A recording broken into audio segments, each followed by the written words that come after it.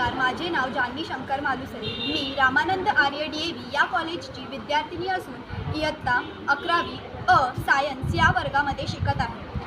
आज मी आपल्याशी मतदानाचे महत्त्व याविषयी संवाद साधणार आहे. भारत हा एक लोकप्रजासत्ताक देश म्हणून जाणला जातो. इथे प्रत्येक नागरिकाला आपले मत मांडण्याचा अधिकार आहे. आपण मतदान करून आपले मत या निवडणुकीत मांडू शकतो. तसेच दर 5 वर्षांनी हे विधानसभेचे मतदान होत असते. एक मंत्री निवडला जातो जो आपल्या हिताचे व उज्ज्वल भविष्याचे विचार करण्यासाठी आपले योगदान देतो. तसेच यावर्षीही दिनांक 20 नोव्हेंबर 2024 रोजी हे मतदान ठरवण्यात आले आहे. तसेच प्रत्येक नागरिकाने आपले मत मांडावे व एका उज्ज्वल भविष्याचा विचार करावा. शेवटी जाता जाता मी माझे 2 शब्द संपवते व इतकंच सांगेन की या देशाच्या मातीवरती आपलाच रे अभिमान.